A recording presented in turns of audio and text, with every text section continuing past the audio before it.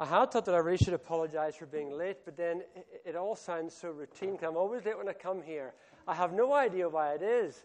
I'm normally relatively punctual, but thank you for inviting me back despite my constant lateness, and it really is good to be here. This whole weekend is about going deeper with God, and it strikes me that when we come to think about an issue like going deeper with God, that there are certain dangers in even attempting a subject like this. We live in a society that's very instant-orientated. Fast food was invented because of our kind of society. We have to do everything so quickly. I grew up in Ethiopia. The thought of having fast food is an abomination. No meal should last less than 3 hours. So McDonald's, it could not survive. It never will survive. But such is our society. My secretary today, we were discussing some of the stuff we had to do, and I said, reboot your computer, we've got to finish this before I leave to come into Kilmarnock. And she was getting agitated because to reboot her computer took a whole 60 seconds that she will never get back of her life. Now, what kind of a crazy world do we live in when 60 seconds causes stress? Because we believe in the instant. And as well as living in a society that believes in the instant and having everything right away, we live in a society that's all about projects and courses and self-help guides. If you want to slim and lose a bit of weight, or in my case, put on a bit of weight, there's always some guide you can get off the internet, generally speaking. If you want to gain confidence, if you want to improve your sex life, or anything like that, there are some self-help guides that will help you. And we get our whole mind just tuned to this life pattern of instantness, the speed, the rapidity with which everything should be done. And there's always some kind of system, some method. And if we apply that system or that method, we'll get there. And we come on a weekend like this to think about going deeper with God and developing our spiritual lives and getting closer to Him in this relationship. And because of our whole cultural background, we bring those two things together and they coalesce. We're looking for a system that we can then go home and begin to apply. And if we apply the system and do all we're told to do, then hey, presto, we end up being godly. Is that the way it really works? And of course, if you work at it hard enough, if you throw enough of a budget at it, it'll happen quickly. And you'll find more and more efficient ways of doing spirituality on high speed. It's not like that at all, actually. And we need to have a complete rethink. We talk in philosophy about having a paradigm shift. That is not just change your mind a wee bit, but having a complete shift at the way you look at this thing. And coming from our Western society with all this pressure for the instant and self-help guides for everything, we need to forget all of that and think about that key issue that Jesus tried to drum into His friends. It's the whole issue of discipleship. It doesn't happen quickly. And there are no simple remedies. You could sit through every session we have over this weekend and listen to it all and try to put it into practice, and it makes no difference whatsoever to your life. It doesn't work in that kind of a system. Discipleship is a lifelong walking with Jesus. And it will happen for the rest of our lives. I've been a Christian since 1982. Some of you have been Christian for much longer than that. And I still feel so far away from God. And I wish I could be closer, but I know that it doesn't just happen. It's this lengthy and patient and determined walk with Jesus each step of the way. So we need to get that into our mindset. This is an adventure that we'll do for the rest of our lives. It will never stop. It's unrelenting. And sometimes in our walk with God, we seem to be making progress. And we sense that God is really with us. We can feel His presence. We can taste it. We can hear His voice. And then we have struggles and disappointment. And we backslide and we sin. And we seem to drift away again. And I guess every relationship is like that. Every relationship can get hot and it can get cold as well. That is what it means to be a Christian, to walk with Jesus. There are ups and downs. It's not a constant. Because we're not constant. In any relationship that we engage in, we're not constant. But Jesus calls upon us to launch into this adventure of having a real and authentic relationship with him. Real authenticity. Not just some kind of a system you buy off the internet, but a real living walk. And that's what we want to be thinking about during this weekend. But I want to begin by reading a few verses from John 21, which I want you to really think about tonight. I'm not going to say very much tonight. Other things will come later on in the weekend. But I want you to really think about these verses because they have been, for me personally, some of the most significant verses in my entire Christian life. For reasons that will become apparent in just a moment. But just listen to the words. Try and think of the context, although we'll think about the context a bit later on as we unpack this passage in slightly more detail. But just use your imagination. Think of the setting. Think of the people who are involved here. And listen to the words that are spoken. And try to imagine what these two men are feeling as they have this very significant, very important, very powerful conversation, which I suspect alters the rest of Peter's life. John 21, and we'll begin at verse 15. When they were finished eating, Jesus said to Simon Peter, "Simon, son of John, do you love me more than these?" "Yes, Lord," he said. "You know that I love you." And Jesus said to him, "Feed my lambs." And again Jesus said, "Simon, son of John, do you love me?" And he answered, "Yes, Lord, you know I love you." And Jesus said, "Take care of my sheep." And the third time he said to him, "Simon, son of John, do you love me?" And Peter was hurt because Jesus asked him the third time, "Do you love me?" He said, "Lord, you know all things, and you know that I love you." Now just think about that passage, those few verses, that conversation that takes place between these two men, how they felt, what the situation was when this story takes place, and what was actually said or asked in that context. This past week, couple of weeks, we've had a very dramatic series of political events taking place. The main one has been this huge debate on gay marriage. I don't want to talk about gay marriage tonight, but it's interesting the extent to which this conversation has captured the public imagination. It's been huge. David Cameron, although he remained quiet and in the background for a long time, came out at the very end and tried to spearhead this campaign to allow people who are gay not just to be in a civil partnership, but to go a stage further and to be allowed to get married. Now, as an evangelical Christian, I have all kinds of opinions about that particular vote. I don't want to express those opinions just now, but I do have concerns. I do take the Bible seriously as it talks about the kind of lifestyle that God expects of us as Christians, not necessarily society as a whole, but certainly us as Christians. But one thing I have not been able to get away from as this whole debate has taken place, and as, for example, the Tory party has been split right down the middle. They've lost the vote, ultimately, by quite a large margin, but the Tory party themselves are split right down the middle on this issue. The question that keeps coming back to me time and time again in this whole debate is this: why is marriage such a big deal? Now, I'm not just talking about marriage for people who are in the gay community, but for anybody. I'm a married man. I've been married now for 19 years. I managed on Valentine's Day to remember cards and roses. It was midnight, mind you, when I nipped out to 24-hour Tesco. Thank the Lord for 24-hour Tesco's. I managed to remember. But why do we make such a big deal of marriage? On the day of the actual vote, I was driving in my car going to a seminar I was taking.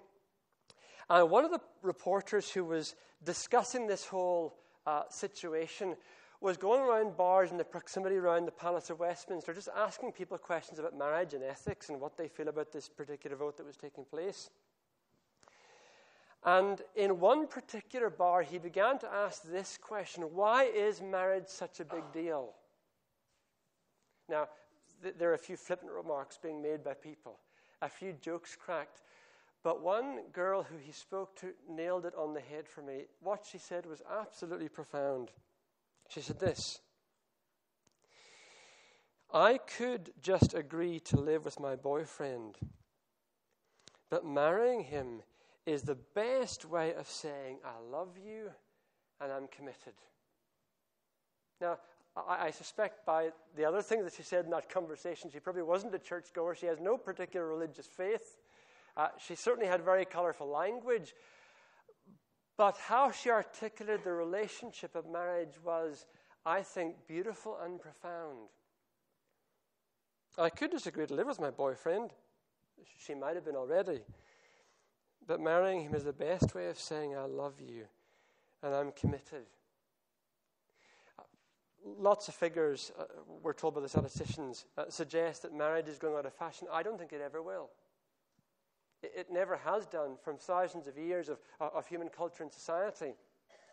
And I don't think it ever will, because while cohabitation has become such a common thing, it is true that there is no more beautiful, more potent, more affectionate way of expressing commitment to another person than saying, I'm going to marry you because I want to spend the rest of my life with you.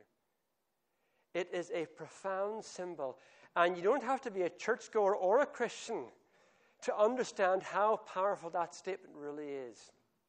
I know ardent atheists who utterly believe in marriage because of all it expresses. And I find it intriguing thinking about how potent a symbol marriage is, how powerful it is in our culture. I find it intriguing that the Bible, time and time again, compares the relationship that we have with Jesus Christ and with the triune God as a marriage. That is no accident. Knowing how human culture was developing, knowing how we feel as individuals and our desperate need to express love in the most powerful way possible, and marriage is that expression, the Bible lavishly compares our relationship with God to a marriage. We are the bride of Christ. Time and time again, that image comes through. What Jesus was looking for as he thought about us, what he was thinking about when he died on the cross, was not just some kind of civil partnership with us, where we assent to some ideas about who Jesus is. Even the demons have orthodox theology when it comes to Christology. Even they know exactly who Jesus is. But Jesus wanted so much more. He wanted a bride. People who would love him unconditionally, who would commit themselves to him absolutely, and who would engage in this loving relationship that would last for the rest of their lives until death do us part. That's what he wanted. And so he began to express that desire for us in that potent symbol that we understand in every single culture right across the world, the idea that the symbol of marriage, the picture of marriage. One of the challenges that we face as Christians, of course, is that for so many of us, what we want is just that civil partnership. We want a kind of a cold, detached, cerebral link with Jesus that gets us into heaven and might change us a little bit as people. But marriage is so much deeper. And nowhere is Jesus' passion more vocal in his expression of desire to have us love him and for him to love us in return and to have that relationship together than when we come to this particular passage in John chapter 21. Now, context is always important when you look at the Bible. But it seems to me that the context of this particular passage is so utterly significant to the meaning of these verses that they don't really make any sense unless you really think about the context. What happened in this conversation was absolutely huge. It changed Peter's life forever. He was never the same again after this conversation. It was a defining moment in his entire life as a Christian. This was, as you know, the very first time post-death and resurrection that Peter and Jesus are able to have this genuine heart-to-heart. It was in that sense quite an unparalleled experience. Jesus had seen Peter and vice versa, of course, because he appeared in the upper room, but there are lots of other folk there. And when you're in a crowded space with lots of other people, you can't really have a real one-to-one and genuine engage with somebody. You're just part of a much bigger crowd. Jesus had spoken to other disciples one-to-one, but not Peter. Suddenly, on this quite unique morning, Peter finds himself just one-on-one with Christ. And given what had happened beforehand, I wonder how Peter felt. How would you feel if you're in Peter's shoes right now? This conversation was laden with so much emotion. Now, when you think of that context, think of what Peter did when Jesus was on trial. It strikes me there's so much they could have talked about. If you were Jesus, what would you have said to Peter? Or what would you have liked to have asked Peter? If I was Jesus, I'd have asked Peter, why? Now that is a massive question. Why on earth did you let me down like you did? Would you not think that was a very natural starting point for this conversation? For Peter, I suspect he had nightmares. He rejoiced that Jesus was raised from the dead. Wonderful news. But those nightmares, he could visualize so clearly that moment when he is there in the courtyard with all the other folk who are waiting to see how this trial unfolds. And there is Jesus on trial for his very life. This is the greatest moment of need in Jesus' entire existence, his 33 years on earth. His friends have fled. They've left him alone. He's utterly abandoned. Peter at least has the courage. The others have gone. He at least has the courage to hang about the courtyard just to see what happens. And under pressure, maybe not all that much pressure, but under pressure, Peter begins to deny Jesus. And he knows he's failed. He feels utterly worthless because of that. And the nightmares keep him awake at night. He just can't sleep for thinking of that huge regret. If only I could relive those moments again, I would do things so differently. And how must Jesus have felt? It would have been a very natural thing for Jesus to say, Peter, why did you do that? I just can't figure out why you would leave me in the lurch like that and let me down at my moment of greatest need when you say you're my friend. But there's no mention of a question like that. Jesus, of course, is hugely aware, not just of the past and the failures of the past, he is hugely aware of what Peter will one day have to do. Peter, after all, was the rock upon which the church would be founded. Jesus said that. Jesus knew and had known for months just how huge Peter's responsibility would be. If Peter doesn't man up and step up to the mark, then the church doesn't have a future, because he is the guy in Acts 2 who will stand before the crowd and boldly proclaim that this is the fulfillment of all Old Testament prophecy. Peter had that decisive role that sparked off the church. Jesus knew that. So knowing what a big job Peter will have in just a few weeks' time, it would have been a very normal thing for Jesus to say to Peter, Peter, I want to just say one or two things to you. You've screwed up in the last few days, so you need to really realize how big a job you have before you. You've got to get things sorted. Unless you man up and get a bit of courage, you will never fulfill your destiny. One would have thought, if Jesus had any concern about the church's future, if he wanted this project to be a success, the obvious thing to do was to talk to Peter about his huge weight of responsibility and how he must act over the next few weeks. But he doesn't. It's almost as if what's happened in the past is completely irrelevant. It means nothing whatsoever. And what will happen in the future is equally irrelevant. It means nothing. The only thing that Jesus seems to be concerned about is this question: do you love me? That's all that seemed to matter. And it was so important to Jesus that he doesn't just ask the question once. He asks it 3 times, to the point where Peter is actually quite wounded. He's quite hurt by this constant interrogation. Do you love me? Do you love me? And actually Jesus goes on to say more than these. The other disciples, his career as a fisherman, they'd been fishing. The beautiful country in which he was living, his culture, his friendships, his wider family circle. All of this, Peter, do you love me more than this? Than these? Jesus was almost obsessed with, do you love me? But for good reason. Nothing else was really important. When it comes to our whole walk as disciples, we're thinking about going deeper with God and developing our lives as Christians and growing in our faith and getting to know God more. The starting point is that simple question: do you love me? Nothing else is really important at this stage.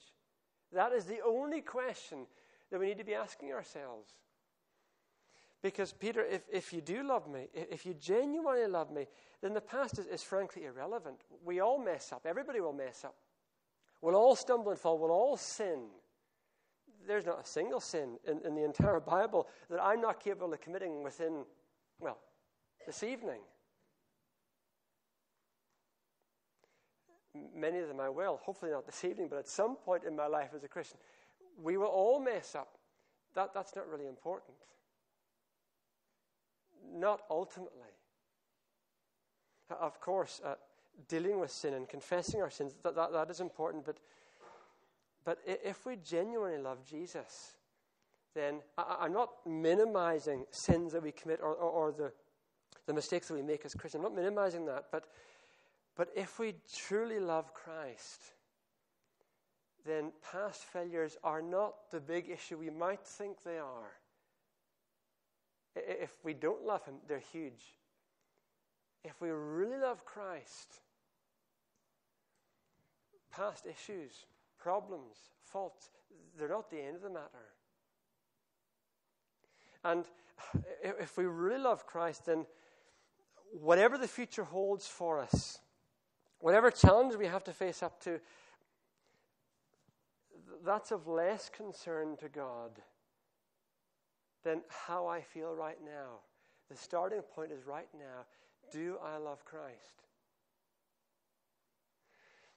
It strikes me when I think about the whole biblical description of discipleship, that love for him, that passionate relationship is at the heart of what it means to be a disciple. You can't even think about discipleship. You can't even think about walking with Christ unless love is at the very heart of things. Remember Jesus' words in John 15? Greater love has no one than this, than he lays down his life for his friends. Jesus then shows the extent of his love. He came here because of love. He was motivated. He was driven by love for us. And he calls upon us to love the Lord our God with all of our, what does the rest of the verse say? 4 things: heart, soul, mind, and strength. What we're asked to do is to assemble every facet of our being, and with every facet of our being, to have this absolutely unconditional, undying love for God. That's what it means to be a disciple. And if we can get that, the rest will fall into place. The past can be forgotten about. We can leave it behind. We can go into the future without having fear about what the future might hold. If love is there, that's the question. Do you love me? 3 times Jesus asked it. Because that was the only issue that really burned in Jesus' soul at that moment. So, do I love God with all of my heart? I grew up in a church context where emotions were frowned on. And I almost sinned, by the way. I raised one of my hands during the worship. Sorry if you're not into that. Not everybody is. That's no problem. But if we cannot use our emotions to express how we feel about God, then we are very dry people. I was told time and time again that emotions are dangerous. They're worldly. They're sinful. Somehow we shouldn't really become emotional when it comes to worship or expressing our love for God. Well, why did God give us emotions? He's obviously missed a trick there. Or presumably he gave us our emotional capacity because our chief duty is to love him emotionally. Now, I'm not into emotionalism. That is, just getting emotional for the sake of being emotional. I'm not into that. But if I'm at all serious about being a disciple of Jesus, then with my emotion, I love him. Now, of course, we all express emotion in different ways. I am, by nature, very demonstrative. For me, emotion is all about waving my arms in the air, singing, shouting, crying, all the rest of it. For my dad, for him, an emotional day is like this. I'm not knocking him, by the way. That is deeply emotional for him. We all have our own ways of functioning as people. But with profound emotion, he loves God. So there's no such thing as being overly emotional. For example, when we worship, no such thing as that. Now, of course, there are other facets to our love. Of course there are, and the verse tells us what they are. But with all of my heart, however I express emotion, with all of that emotion, if I'm serious about being a disciple and growing in my faith and going deeper with God, with all the emotion that I can muster, I'm to love God.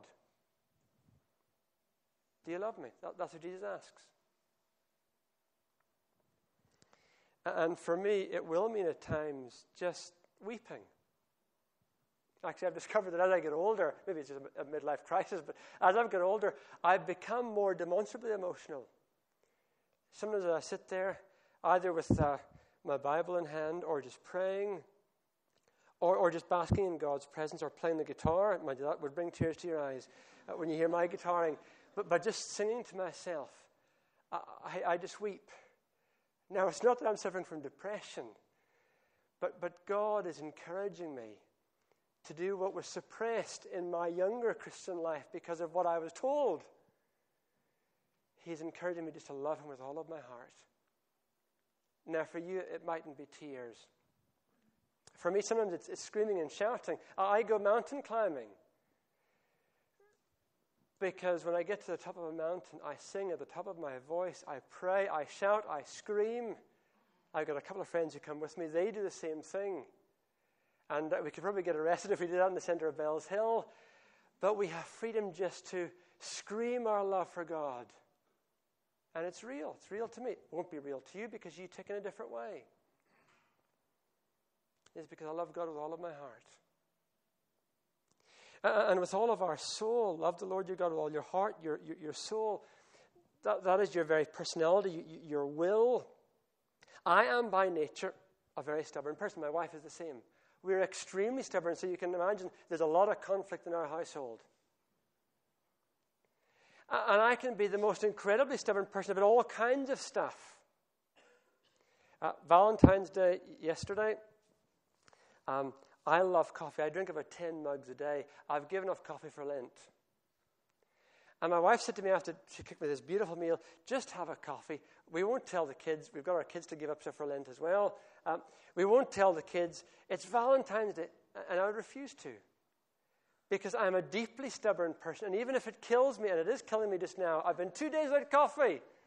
Even if it kills me, I will not touch a drop of coffee for the whole of this 40-day period because I'm just determined that way. And God says to me, you are to love me in that same unrelenting, stubborn way. Are you stubborn about the way you love God? Sometimes I don't want to love God. And I don't want to love God for all kinds of reasons. I look at the Bible, given what I said earlier on about this debate that's taking place. And I see what the Bible has to say about particular lifestyles. And I have close friends of mine in those lifestyles. And it pains me to have to say to them, if you're serious about being a Christian, you need to change the way you live your life. And I know how much it pains them. And I get quite frustrated with God. Why does God have to be so focused in the way he wants us to live our lives? It makes being a Christian so difficult. And I can see the pain it causes. And I don't want to love God because sometimes I think God is so utterly unreasonable. And then some of the demands that God makes in my life, some of the costs he expects me and my family and others to pay for being Christians. And it's disappointing that God would allow us to go through such struggles to follow him. Why would God want to inflict so much pain on me? And I don't want to love God because I'm annoyed by him. And his will frustrates me. But I'm to love God with that unrelenting stubbornness. Even if I don't want to love him, I'll love him anyway. Because I'm to love God with all of my soul. With my willpower. Determined to love him. Even though sometimes I feel there isn't much reason for doing so. And what about loving God with my mind? This, I think, is a huge sin for much of evangelicalism. Because we've dumbed down the gospel. Getting any Christian to sit down and do a serious Bible study for an hour and to really use your mind to think about the biblical text. As my daughter would say, it's boring. Yeah, but love is tough sometimes. And we are profoundly lazy when it comes to loving God with our minds. It is difficult trying to figure out who God is and what it all means. To understand the depths of the mystery of his will.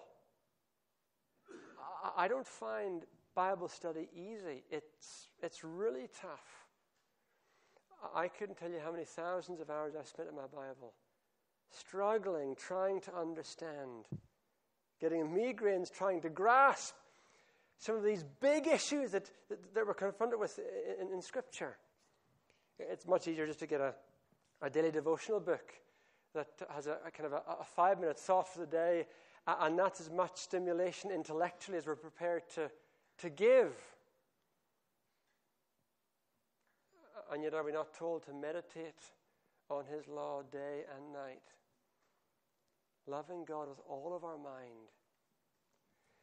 Summing up our entire intellectual faculties. And channeling that intellect to grasping who God is. And worshipping him by understanding something of his will. I find it bizarre that people who leave university with outstanding degrees and have great grades throughout all their school career struggle to spend more than 10 minutes doing Bible study. Is that not an insult to God? How can you say you love him when that's just not something you're prepared to do? And love God with all your strength. I can go on the football pitch. My wife tells me I'm too old. She might be right. It takes me 3 days to recover from a match. But I will put myself through excruciating physical pain and with every ounce of energy try to kick the opposition half to death on that pitch. But simply putting some energy, like the simple energy of concentration, into my relationship with God, well, it's different. Too much like hard work. What physical exertion have we put into expressing our love for God? Fasting? Staying awake? maybe serving Him, showing our love by using our physical energy in serving Him in 1,001 different ways. But with all of our strength, with all of our energy, when we're tired, when it's been a busy day in the office, and we just want to veg out on the settee and watch the television and do nothing else. And then somehow summoning our strength, because in some way I want to express my love for God by doing something. All your strength. And Jesus says to all of us, do you love me?